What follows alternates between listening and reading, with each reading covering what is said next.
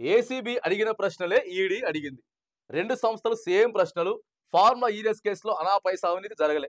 ED విచారణ తర్వాత మీడియాతో మాజీ ముఖ్యమంత్రి కేటీఆర్. ఇక కేటీఆర్ పొద్దుగాల పోయేటప్పుడు మాట్లాడుతున్నాడు, వచ్చిన తర్వాత మాట్లాడుతున్నాడు. సీదా చెప్తున్నాడు. సీదా మళ్ళా చెప్తున్నాడు. ఏసీబీ ఏదైతే వారం క్రితం అడిగిందో ఈడీ కూడా గయ్యే ప్రశ్నలు అడిగింది. గయ్యే ప్రశ్నలు అడిగిందని చెప్పేసిండు. సీఎం రేవంత్ రెడ్డికి KTR open challenge. Light detector పరీక్షకైనా నేను రెడీ. దొంగెవరో దొరెవరో తేలాల. ధైర్యం ఉంటే నాతో లైట్ డిటెక్టర్ పరీక్షకు రావాలి. టైం, డేట్, ప్లేస్ నీ ఇష్టం, ఎక్కడికైనా వస్తా. అవినీతి జరిగిన కేసుకు 10 కోట్లు ఖర్చు ఎందుకు? జైల్లో పెట్టాలి కదా మరి కేటీఆర్.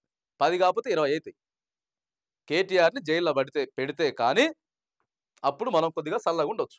ఆ పైసలు సంక్షేమ పథకాలకు పెట్టొచ్చు. అంతిమంగా న్యాయమే గెలుస్తుందని చెప్పి కేటీఆర్ చెప్తా ఉంటే ఇక నిన్న కూడా ఈడీ ముందు హాజరయ్యాడు కేటీఆర్. మరి ఆయన చెప్తున్నటువంటి మాటలే సేమ్ టు సేమ్ క్వశ్చన్లు అడిగారు. అన్నిటికి సమాధానం చెప్పా. ఎక్కడ అవినీతి జరగలేదు, ఎక్కడ అయితే అవినీతి జరగలేదు. కానీ న్యాయవాదులకి, ఖర్చులకి, వాటికి వీటికి ఇప్పటికే 10 కోట్ల దాకా ఖర్చు అయిపోయింది. లైట్ డిటెక్టర్ పరీక్షకైనా సరే నేను సిద్ధమే. మరి దొంగెవరు దొరలు తేలిపోద్దని చెప్పి కేటీఆర్ చెప్తున్నటువంటి మాటలు. కేటీఆర్ని హైలైట్ చేసిన అవుతుంది కానీ కేటీఆర్ ఊకే ఆయన డైలాగులు ఈ విచారణకు పోయి రావడం, డైలాగ్ కొట్టడం, ఆ డైలాగ్ ఫేమస్ కావడం సోషల్ మీడియాలో.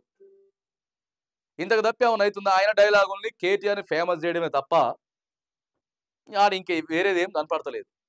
ఏసీబీ, ఈడీ 2 సంస్థలు సేమ్ ప్రశ్నలు అడిగాయి. ఏసీబీ అడిగిన ప్రశ్నలే ఈడీ అడిగింది. అన్నింటికి సమాధానం చెప్పినా ఎన్నిసార్లు పిలిచినా వస్తా. ఇక ఎన్ని ప్రశ్నలు అడిగినా సమాధానం చెప్తా. ఫార్మా ఈరియస్ కేసులో అనాపైసా అవినీతి జరగలే. లైట్ డిటెక్టర్ పరీక్షకు తను సిద్ధం. రేవంత్ రెడ్డి కూడా సిద్ధమా అంటూ సవాల్ చేశారు కేటీఆర్. ఆ దమ్ముంటే తాను కూడా ముందుకు రావాలని ఓపెన్ ఛాలెంజ్ విసిరారు. అక్రమ కేసులు పెట్టి ప్రజాధనం, విచారణ సంస్థల సమయం వృధా చేయకుండా లైట్ డిటెక్టర్ పరీక్షకు రావాలన్నారు. తనకు న్యాయ వ్యవస్థల మీద నమ్మకం ఉందని, 4 రోజులు ఆలస్యమైన న్యాయమే గెలుస్తుందని ధీమా వ్యక్తం చేశారు.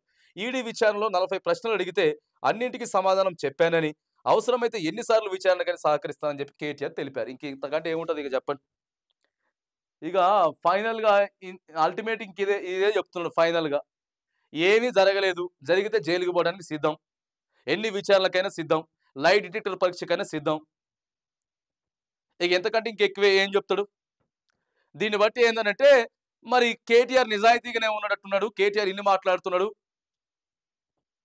లైట్ డిటెక్టర్ పరీక్ష కూడా అనుకుంటున్నాడు. ఆయనే హైలైట్ అవుతున్నాడు తప్ప మరి వేరేది ఎక్కడ ఏం కనపడతలేదు. ఒకవేళ తప్పు జరిగి ఉంటే సరే, తప్పు జరిగిందా లేదా అనేది మళ్ళీ విచారణ జరుగుతాయి అవన్నీ. కానీ ఇప్పటి వరకే కొన్ని కీలకమైనటువంటి అప్డేట్స్ కూడా అందుతాయి.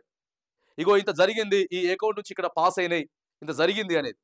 లేకపోతే ఇప్పటికైనా సరే అరెస్ట్ చేసి జైలుకు పంపించేటువంటి ప్రయత్నాలు కూడా మరి జరుగుతాయి. కానీ పోయిన ప్రతిసారి విచారణకి కేటీఆర్ బయటకు వచ్చి మరి ధైర్యంగా చెప్తా ఉన్నాడు అంటే మరి దాని వెనక ఏమున్నది? మరి ఆయన పర్ఫెక్ట్ గానే ఉన్నాడా అనేటటువంటి ఆలోచన కూడా రాష్ట్ర ప్రజానికానికి వస్తా ఉన్నది. దీనివల్ల ఏం జరుగుతా ఉందంటే ప్రధానంగా కేటీఆర్ని హైలైట్ చేస్తున్నట్టు, కేటీఆర్ని ఇంకా హైలైట్ చేస్తున్నారు. కేటీఆరే ఇప్పుడు మొత్తం రాష్ట్రం మొత్తం కూడా కేటీఆర్ గురించే మాట్లాడుకుంటా ఉన్నారు. మీరేమో కేటీఆర్, కేసీఆర్ పేరును లేకుండా చేస్తా అని చెప్పేమో మీరు అంటారు. కానీ మళ్ళా మీకు తెలియకుండానే కేటీఆర్ ఇక్కడ హైలైట్ అవుతా ఉన్నాడు. ఇక వాళ్ళు అడిగిన ప్రశ్నలే వీళ్ళు అడిగారు. సేమ్ టు సేమ్ అడిగిర్రు. ఎక్కడికైనా వస్తా, ఎన్నిసార్లు అయినా వస్తా అని చెప్పి మరి కేటీఆర్ అయితే నిన్న ప్రెస్ మీట్ ముందు చెప్తా ఉన్నాడు.